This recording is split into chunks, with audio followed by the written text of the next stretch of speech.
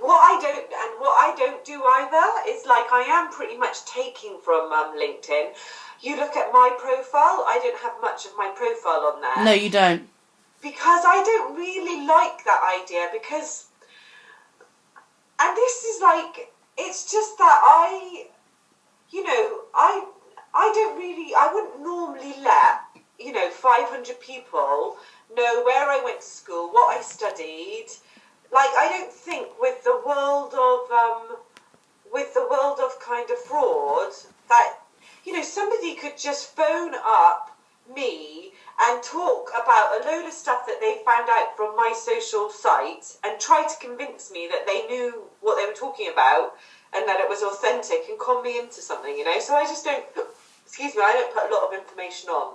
Mm-hmm. And I don't do a lot of personal status, and I don't ever do those business trip things. You know how people are saying when they've gone on business trips? Yeah.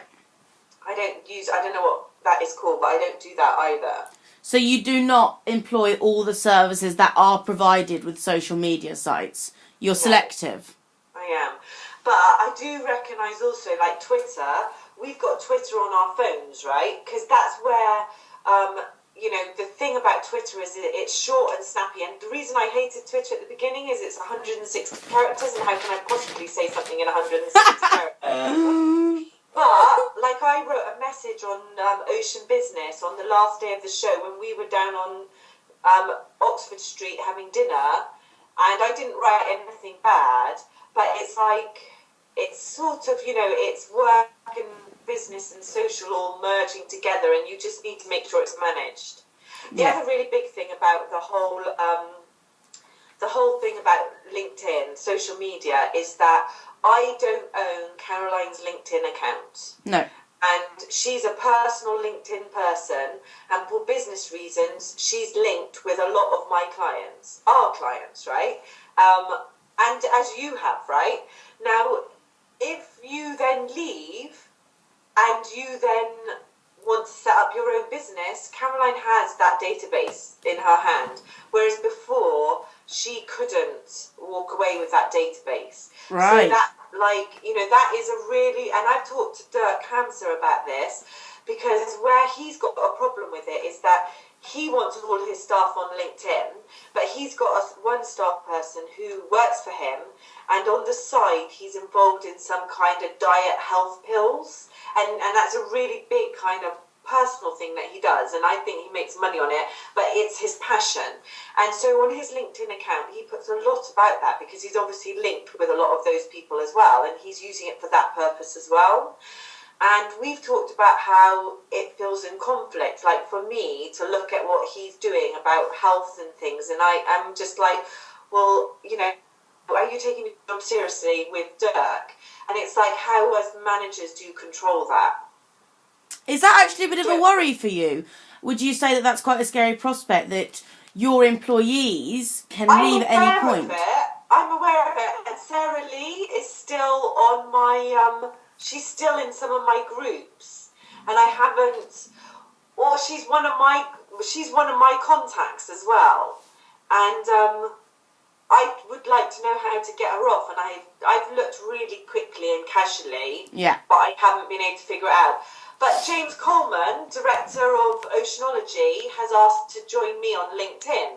And I absolutely am not joining him on LinkedIn. Why would I? Just to give him a heads up on all the groups that I'm a member of. I have most of my groups that I join. I don't have the logo on my profile, because I don't think I want all of my clients to know, particularly my competitors. And some of my competitors are kind of linked with me because we're friendly competitors. I don't necessarily want them to know the knowledge that I've got on LinkedIn. So I learn a lot about which groups to join based on what I see the logo on somebody else's site. Well, I'm a member of 50 groups, and I delete those because you can only be a member of 50. I delete some of them and then join them again later, and then join other ones. So I'm always kind of moving around. What do you think about future trends such as mobile marketing? Do you think there's an area that you're going to explore with this? Probably not, because I mean, it would be something to explore around the Oceanology show or something like that, but probably not, because we're not trying to target a very broad-based person. We're trying to target a very focused niche market. And, you know, we always talk about walking around Oceanology with billboards and stuff like that kind of thing. But Yeah. we can't, we don't, you know, they control things like that once we're on their site. So we can't. So I just want to now look into if you think that direct marketing, which is the traditional method, so print, I just want to know if you think that's going to play a role in the future for your business, or if you think this is going to take a back seat.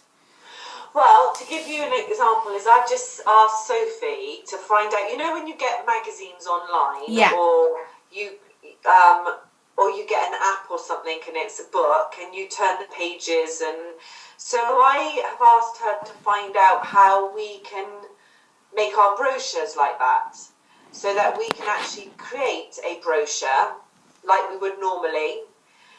So we create a 18-page, you know, a 20-page brochure or something for Ocean Business, which would include a lot of really good content. And in the past, we've printed 15,000 of those. We've printed 15,000 16-page A4 brochures. We didn't last time, so this gives you an idea of trends. First 2 years, we printed a 16-page A4 brochure, and we printed 15,000 of them. And last year, we printed an A5 brochure.